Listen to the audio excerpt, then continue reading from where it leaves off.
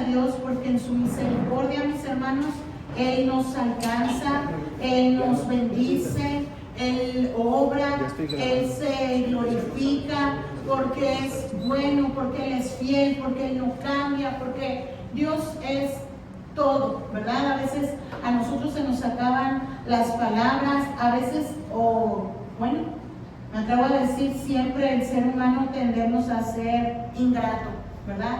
Se nos olvida lo que el Señor hace. De pronto ya después nada más nos arrepentimos y, ay Señor, perdóname. Pero lo importante es corregir a tiempo, ¿verdad? No dicen por ahí que ya ahogado el niño quiere tapar con el pozo.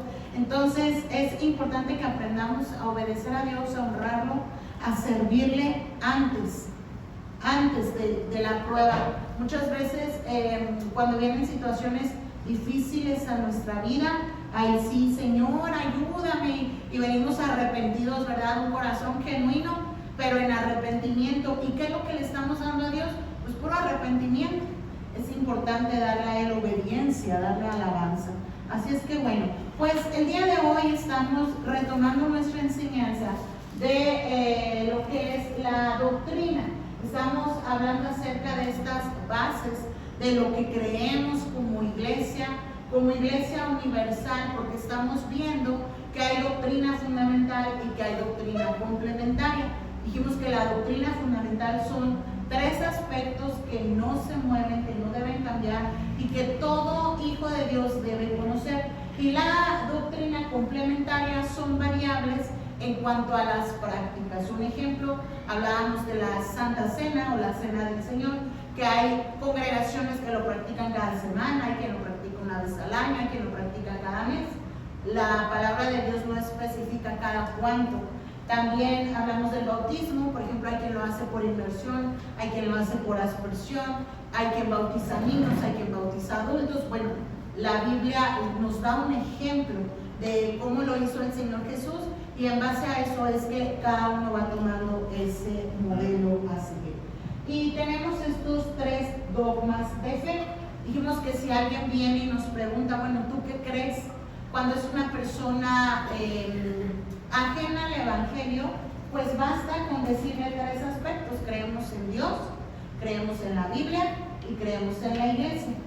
Si tú ves a una persona interesada y así, ¿cómo que en Dios?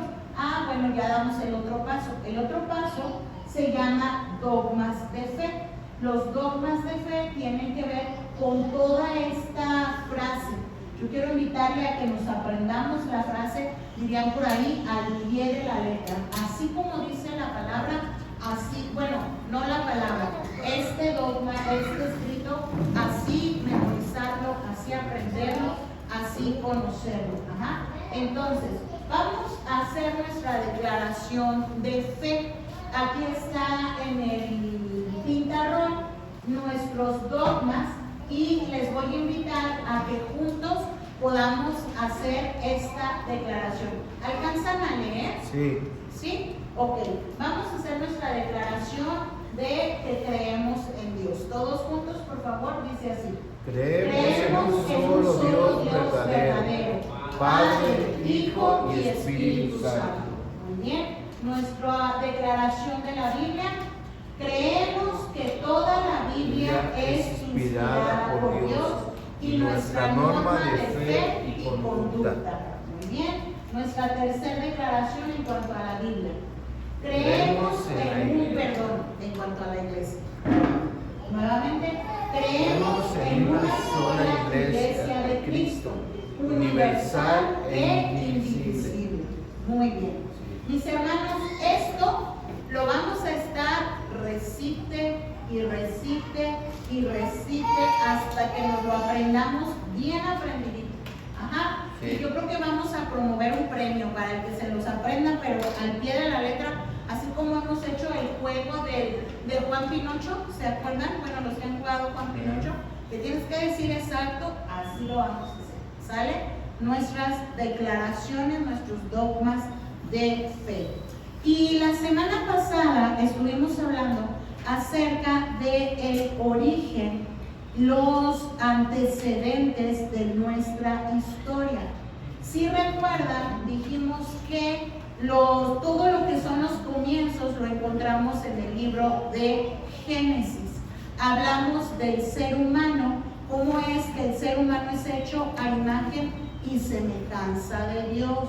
Dijimos que hay algunos aspectos que manifiesta el ser humano, como la eternidad. ¿Qué más? Que es un ser espiritual. ¿Qué más? El amor. ¿Perdón? ¿No? ¿Algo dijo hermano Octavio? ¿Ya se arrepintió?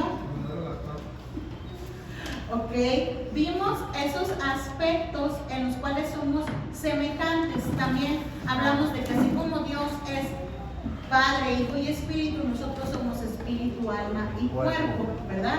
También hablamos de la caída del ser humano, sí, el origen del pecado. Y es bien importante, mis hermanos, que podamos tener conciencia de esta naturaleza caída, aunque todos sabemos que este conflicto inició con la desobediencia de Adán y Eva, ¿cierto? ¿Sí sabemos todos esto? Bueno, pero no vamos a culpar a Adán y a Eva por mis pecados presentes, actuales, conscientes. O sea, yo no voy a decir, híjole, por la culpa de Adán y Eva, si no hubieran desobedecido, yo no hubiera robado. No tuviera que... Por ejemplo. Sí. Por mis pecados, Sí, no lo que yo yo pensaba yo que hablaba de los pecados. Ajá. Que tuvieron Adán y Eva. Ok, y es que hay veces, mis hermanos, hay gente que incluso usted va a escuchar y que siguen haciendo, decíamos, ¿qué es lo que hizo Adán? ¿A quién culpó? Aparentemente a la mujer, Adán a la mujer. Pero realmente pareciera que le está culpando a Dios, porque dice, la mujer que tú me diste, la mujer que me diste. O sea, en otras palabras, si no me la hubieras dado, yo no hubiera pecado. La mujer a su vez, ¿a quién culpa? A la serpiente. Y en la actualidad hay mucha gente que culpa a Adán y a Eva, ¿verdad? Y no es así, aunque con ellos se originó el pecado, la desobediencia del hombre. Nosotros somos culpables y responsables de cada uno de nuestros pecados. Tampoco creemos en un paquete, el paquete salves, o para que te alcance, o para que te acostumbres. No, la salvación es personal, el arrepentimiento es personal. Entonces, yo no puedo, como hijo, tener la esperanza de que por la fe de mi papá yo me voy a salvar, no. O como padre, que por mi fe mis hijos se van a salvar, no. A cada uno nos debe llegar esa convicción de pecado, de muerte, de fallarle a Dios en una forma bien personal. Entonces, dijimos que la caída del ser humano, estuvimos viendo a detalle cómo se da en el huerto del Edén. Decíamos que Edén no es solamente un lugar geográfico, sino una atmósfera donde el ser humano tenía una libertad, en comunión con Dios, ¿verdad? La cual se perdió cuando éste desobedece, y de pronto dice la palabra que Dios platicaba con el hombre al atardecer, que venía y pasaba un tiempo con él, pero después de la caída viene Dios como de costumbre y le pregunta a Adán, ¿dónde estás? Y Adán, ya avergonzado por su desobediencia, por su pecado, empieza a esconderse. Por eso dice la palabra que el pecado nos separa de Dios.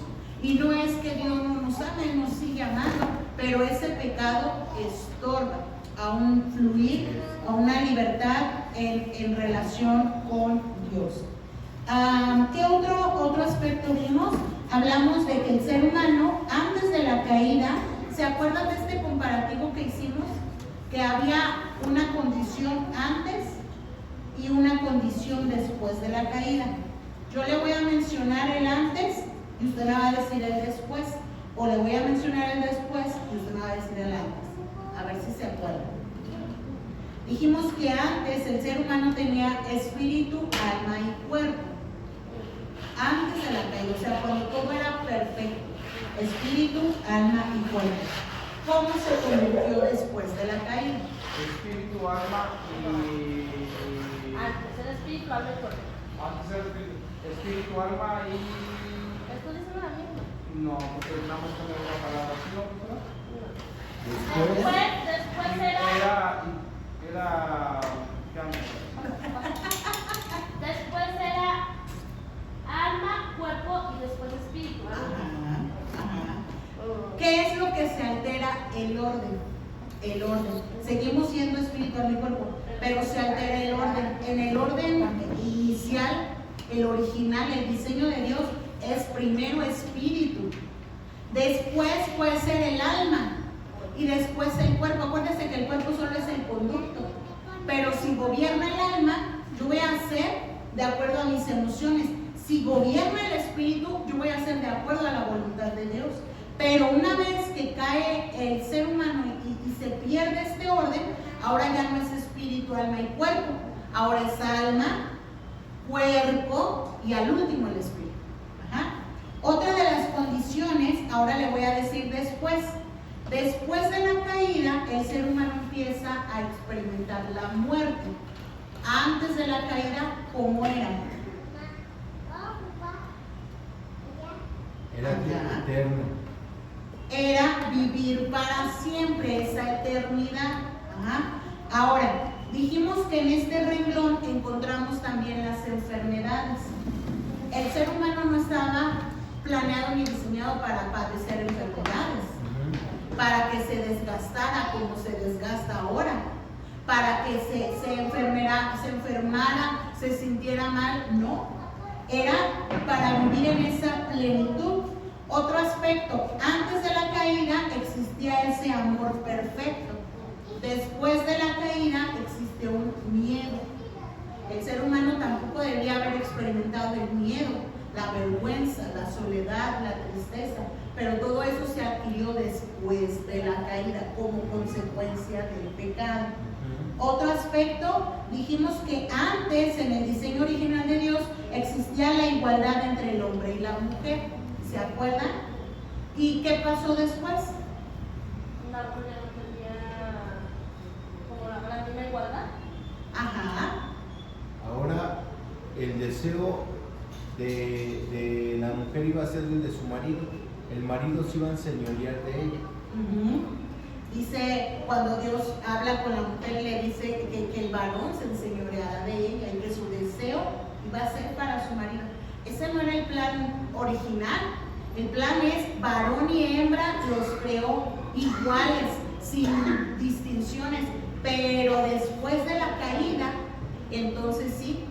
Y vemos cómo el hombre se enseñorea de la mujer y cómo hasta ahora la mujer sigue en una lucha equivocadamente, pero buscando esa libertad, esa igualdad, promoviendo el feminismo, intentando ahora humillar al hombre para sentirse que ella tiene voz y voto. También hablamos del trabajo sin dolor antes de la caída, trabajo sin dolor. Y vamos a añadir aquí parto sin dolor también. Pero después de la caída, pues viene la dificultad para trabajar. Y ahora está hasta el himno de no trabajar, no voy a trabajar, no voy a trabajar, no voy a trabajar. Pero porque ahora para el ser humano es un sufrimiento el trabajo. Elías, no seas malito, tráeme una coca, ¿no? Pero la más fría que te encuentres. Y otro de los aspectos que vimos es que Dios comienza la redención. ¿Qué es redención? Mis hermanos teólogos. ¿Perdón? Ok, comprar. Redención. Ana, extiende la mano. La respuesta correcta. Redimir o redención tiene que ver con pagar un precio, con una compra. Ajá. Y Dios comienza esta obra de redención escogiendo un pueblo. Bueno, así dice el manual, escogiendo un pueblo.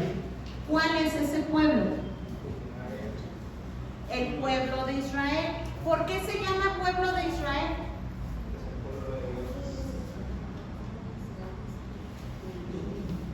Del frasquito, del excedrin. Estoy viendo lucecitas. Allá. Es un frasco, se llama excedrin. A ver, perdón, ¿qué me dijo hermano? rescatar. Pues les pregunté, ¿por qué se llama el pueblo de Israel?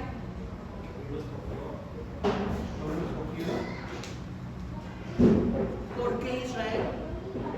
¿De dónde Es Dios viene? con nosotros, ¿no? No, ese es Emmanuel. Manuel.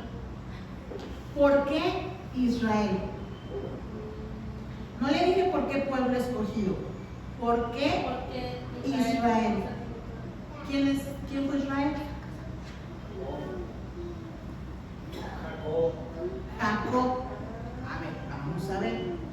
Miren, encontramos, voy a apagar tantito el micrófono. Encontramos, hicimos un poquito una línea del tiempo la semana pasada. Sí. Comenzamos con Adán y Eva, sus primeros hijos. Después se muere Abel, se va Caín y sigue con Seth. Después de aquí encontramos este personaje. Dice el manual, y nosotros también decimos, Dios escogió un pueblo, pero no es cierto. Déjele digo por qué. No es que en un momento estuvieran todas las naciones y Dios dijera, ay, de ti, Marín, de dónde, escojo a este. No, fíjate que, ¿por qué quiero hacer este énfasis? Porque a veces nosotros pensamos que, fíjate, vienen todas las cajitas, hijo, a ver arriba, ahí escúlcale, mero arriba hay unas cajas. Es que me estoy sintiendo mal, hermanos. Ya estoy viendo lucecitas, entonces necesito un medicamento. Por eso prendí la coca y a ver si me encuentro el medicamento. Vemos como Adán, como Dios no necesita, fíjate cómo te lo voy a decir, no necesita del ser humano como para decir, ay, ¿qué me vas a dar? Ay, ¿cuál será mi pueblo que voy a escoger? No, así le llamamos pueblo escogido porque al fin de cuentas terminó siendo un pueblo separado, al cual Dios le da promesas, del cual proviene la salvación para todo el mundo, pero no es que dijera Dios, este es el mejor pueblo, y por eso lo escojo, ¿no? ¿Sabes qué hace Dios? De lo que no es, Él hace. De lo que no es, Él hace. Dice la Escritura que de lo vil y lo menospreciado escogió Dios, para entonces de eso que no era nada, hacer Él grandes cosas. Porque en las manos de Dios, mis hermanos, podemos ser una cosa tan pequeñita, pero que Él lo vuelve grande. Tú y yo, sin Cristo, no tendría sentido nuestra vida. Nadie daba un peso por nosotros, mis hermanos. ¿De dónde nos sacó el Señor? Pero Él dio su sangre, da su vida misma en sacrificio, nos toma y ahora de nosotros hace algo de valor, de tal forma que a donde va mi hermano Alfonso, a donde va mi hermano Octavio, a donde va Michelle, a donde vamos cada uno de nosotros, podemos impactar la vida del ser humano, pero es por Cristo en nosotros. Lo mismo sucede con el pueblo de Israel. Dios, sin que existiera ningún pueblo, escoge a un hombre que se llama Abraham. Después de Abraham viene su hijo que se llama Isaac. Después de Isaac viene otro hijo, bueno, el hijo de Isaac es Jacob. Después de Jacob ya vienen los que vino la semana pasada, los 12, los hijos de Jacob, donde encontramos a José el soñador y a todos sus hermanos. Bueno, pero Jacob significa, ¿alguien sabe qué significa el nombre de Jacob? Usurpador o engañador. Este hombre es recordado, el nombre de Jacob, uno, porque engaña a su papá, ¿te acuerdas? Cuando se disfraza de su hermano, ya su papá muy avanzado de edad, no se da cuenta y dice, este es Esaú. Él usurpó la imagen, el nombre, la figura de su hermano. Y luego este mismo hombre, curiosamente, pasan los años, se quiere casar con la que él ama, que es Raquel. está con el suegro, que es el que le dice trabaja 7 años, ¿se acuerdan? Y el suegro lo engaña y en lugar de darle a Raquel, le da a su hermana. Y hay una enseñanza que luego decimos, mira, el engañador terminó engañado, ¿verdad? Porque a él también lo engañaron, en una forma muy similar. ¿Qué dice, hombre, profesor? No, busco el cedrina, por eso un botecito blanco con letras en verde. Entonces, él termina siendo también engañado. Después de eso, mis hermanos, viene un acontecimiento donde dice la palabra que Jacob está dormido y tiene una visión, como que se despierta, como que de pronto ve una escalera que da hasta el cielo y dice que él veía ángeles que subían y bajaban, y subían y bajaban. Y él, viene un ángel, le habla y él lucha, dice la palabra que lucha con el ángel y lo quiere retener y le dice, bendíceme, no me voy a mover y no te suelto hasta que me bendigas, y bendíceme. Muy en el fondo, Jacob sabía que la bendición que le había dado su papá había sido usurpada.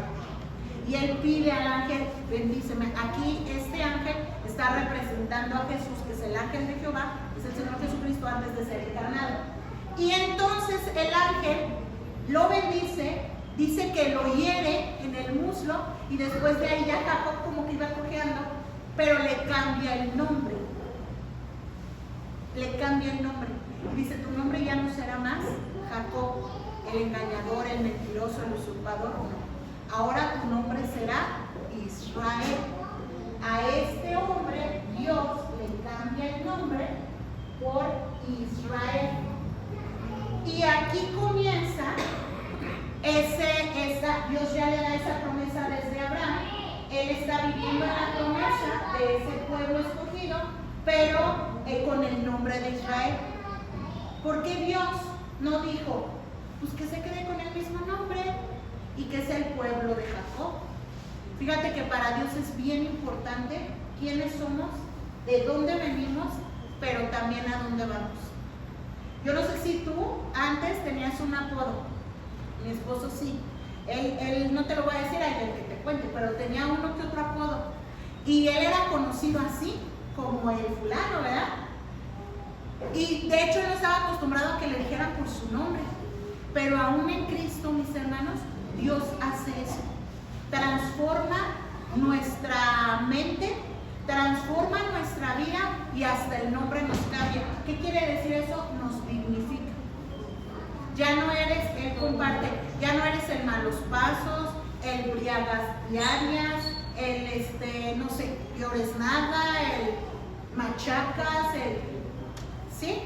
No, ahora eres tu nombre, con una dignidad que Dios nos da. Y esto es lo que pasa con Jacob. Otro de los aspectos que podemos resaltar en esta línea del tiempo es, después de Jacob, dijimos, vienen los 12 hijos de Israel, de Jacob, pero que tú ya sabes que se cambió el nombre de Israel. ¿Ah? Ok. ¿Y qué pasó después? En la historia, ¿quién sigue? ¿Qué personaje seguirá?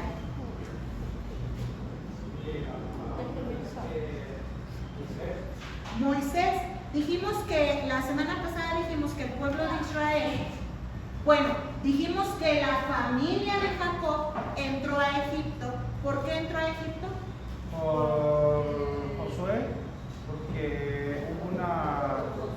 Por Josué. ¿Cómo pasó? José. Por José, porque hubo una gran hambruna en la tierra. Ajá. Y José era de la abundancia. ahí había abundancia por... ¿Cómo llegó José a Egipto? Lo vendieron sus hermanos a unos que iban para Egipto. Llegó como esclavo. Sí. Y Dios fue glorificándose y lo pone en un lugar de privilegio. ¿Cuánta gente, no sé si se acuerdan del dato, se los di la semana pasada, cuánta gente entró a Israel cuando llegó la familia? Eran 70 personas. 70. ¿Quiénes conformaban esos 70? Los 12 hijos, las esposas o los nietos, a lo mejor los sirvientes que ellos tuvieran, que el primo, o sea, era solo esa familia. Entraron 70. 70 no es un pueblo, no es un gran pueblo, es una familia numerosilla, ¿verdad? A lo mejor la familia de mi hermano Octavio, no sé si le ande pegando a esos números, entre su abuelito y así. Y llegan ellos, entran a Egipto, después de años, ya el faraón dice, no, estos ya son muchos, ya no son 70, ya se multiplicaron, y empieza esta esclavitud.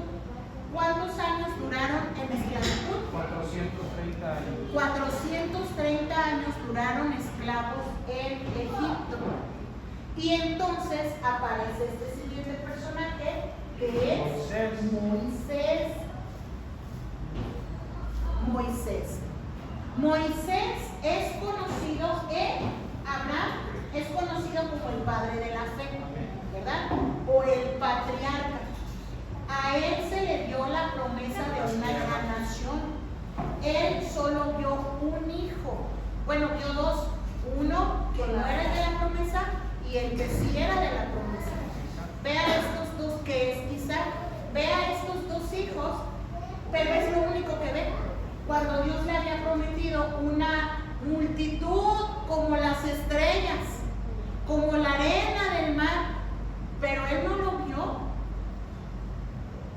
Nosotros pues tampoco lo vemos, lo medio vislumbramos y decimos hasta hoy somos parte de esa promesa de Dios, pero no lo vimos, no tenemos así como, sí, mira, no.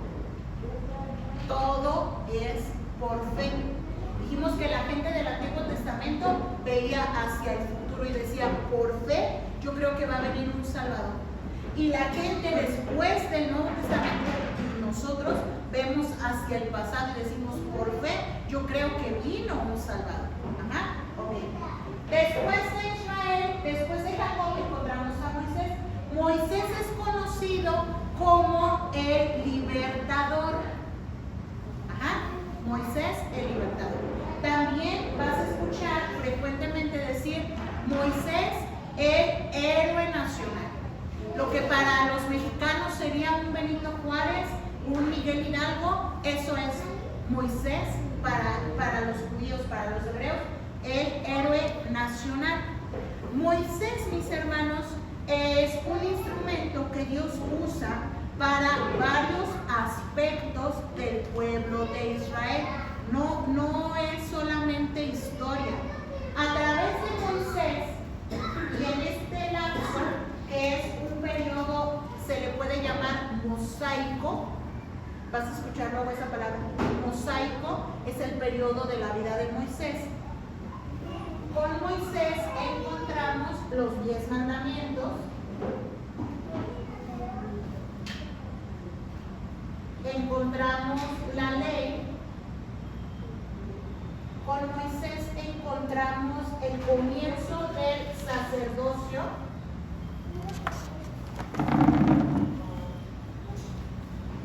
¿Qué más encontramos? ¿Perdón? ¿No me dijo a mí? Encontramos el sacerdocio, encontramos el tabernáculo.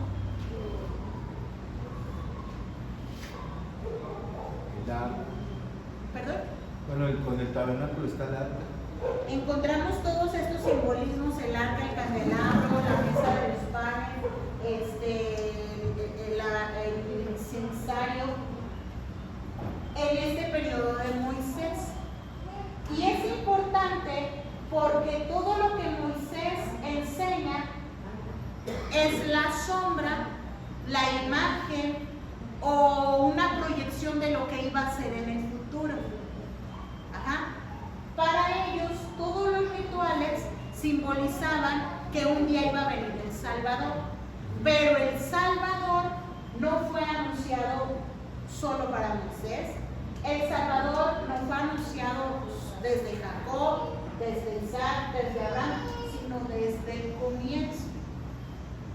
Y todos estos años, la gente, los tatarabuelos, tatarabuelos, comentaban, anunciaban y enseñaban de ese Salvador.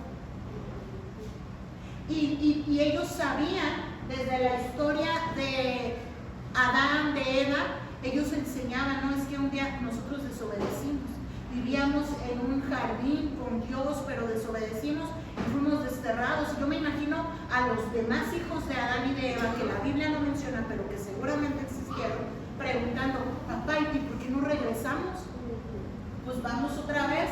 No, es que fuimos desterrados, ya no podemos entrar ahí. Pero va a venir un Salvador, que va a libertarnos, porque Dios dijo. Imagínate para Adán y para Eva, cuando Dios les dice de tu simiente, dice que simiente viene de la palabra semen. De tu descendencia van a ser el Salvador. Imagínate Adán y Eva cómo cuidaban a sus hijos, porque decían, uno de estos es el Salvador. No contemplaban todos los años que iban a pasar para que esto pudiera cumplirse. Entonces vemos en Moisés que él viene como ese libertador para el pueblo de Israel. Ahora, ¿qué pasa después de este acontecimiento? Bueno, efectivamente el pueblo de Israel es liberado, llega a una tierra especial. La palabra la describe como una tierra donde fluye leche y miel, y es una tierra que ellos conquistaron. ¿Cómo se llamaba esa tierra?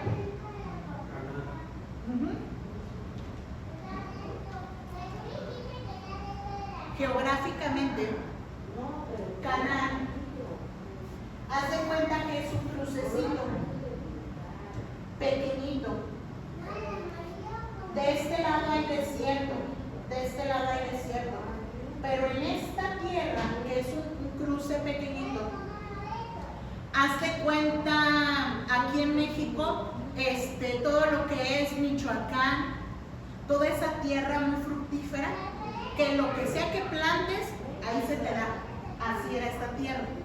Y era un cruce de mucho mercadería. Entonces, los pueblos, las naciones que estaban en su entorno, querían esa tierra, porque producía, porque era cruce de mercancía, porque era tierra codiciable. Por eso cuando viene la conquista del pueblo de Israel, tienen que luchar para conquistar esa tierra. No es que llegaran y, ay, aquí me la encontré, aquí me quedo. No. Ellos llegan, oiga, ¿y por qué no se fueron a otro lado? Porque andaban de peleoneros, porque esa era la tierra que Dios les prometió. Por eso Dios les decía, una tierra donde fluye leche y miel. ¿Qué quiere decir? Una tierra abundante, una tierra agradable, una tierra placentera. ¿Ah? Bueno, entonces, después de esto, vemos cómo el pueblo se establece en esa tierra, se reparte la tierra, empiezan a vivir ahí y deben estar practicando las leyes que Dios ya les había dado. Ahora, las leyes de Dios encontramos tres aspectos: leyes morales, leyes civiles y leyes sanitarias. ¿Sí? Las leyes sanitarias tienen que ver, por ejemplo, con la lepra. ¿Cuál era la ley para un leproso? Que tenía que ser desterrado. ¿Quién puso esa ley? Dios. ¿Por qué era muy malo? No, porque estaba protegiendo al pueblo. La lepra era contagiosa. Si uno se contagiaba, se iba a contagiar la familia, iban a perecer. Por eso la ley sanitaria decía, no puedes estar ahí. Y si de casualidad alguien se acercaba a un leproso que había sido su familiar, iba y lo visitaba a esos lugares de refugio y le llevaba a lo lejos, hay películas, ¿verdad? Le llevaba una canasta de comida y se regresaba corriendo y le gritaba, ¡Juan! Y se asomaba Juan entre sus vendajes por la lepra. ¡Mande! Ahí te dejé un taco, mijo. Sí, ama. No podía haber contacto. Y esa persona que se había acercado al lugar inmundo debía purificarse. ¿Por qué? Porque era un pecador inmundo de lo que... No, porque Dios estaba protegiendo sanitariamente a su pueblo. ¿Qué otro ejemplo recuerdan, más o menos, de leyes sanitarias? El periodo de menstruación. Por ejemplo, un muerto también. Y otra vez, cuando uno no entiende esta parte, puede pensar, ay, es que Dios como que era muy malo, ¿no? O sea, pues ¿qué tiene? Que un muerto, no había las precauciones, la higiene, el agua, las comodidades que hay ahora. El semen no debía tirarse, ni la mujer debía andar ahí como nomás chorreando así como así. Ajá, ok. Esas son leyes sanitarias. Otro tipo de leyes son las leyes civiles. ¿Cuáles son esas?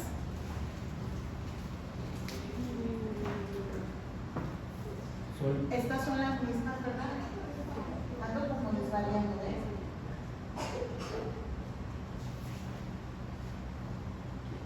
Uno le roba a otro. Ándele. La cárcel, a lo mejor. Sí, cuando un hermano dice una porción, si vas en la calle y te encuentras un burro, ay, me encontré este burro, se vino, ¿sabe de dónde será? Tienen leyes. Vas y preguntas, oiga, ¿no se le perdió un burro? Oiga, ¿no se le perdió un burro? Ah, es que yo tengo uno. ¿Y cómo era su burro? No, pues, tenga, ahí está su burro. Nada de que me lo encuentro y me lo quedo. No, eran leyes que ellos tenían, incluso para el cuidado de los animales. Ajá, todo eso, fíjate cómo Dios tenía cuidado de todo eso. Nosotros en una sociedad hay reglamentos, ¿verdad? Por ejemplo, un perro, si tú tienes, lo correcto es que si tú tienes un perro, esté en tu casa y que ahí lo alimentes y que si lo sacas para que haga sus necesidades, le limpies. No es que el perro, ay, pues ¿quién hizo? Pues el perro de quién sabe. No, hágase responsable de su animal. Bueno, ese tipo de detalles también Dios los estaba cubriendo con su pueblo. Otras, las leyes religiosas. ¿Cuáles son las leyes religiosas? Ándele. Sus ofrendas, sus sacrificios, el día de reposo, todo eso. Ahora, en este renglón de leyes religiosas estaban los sacrificios.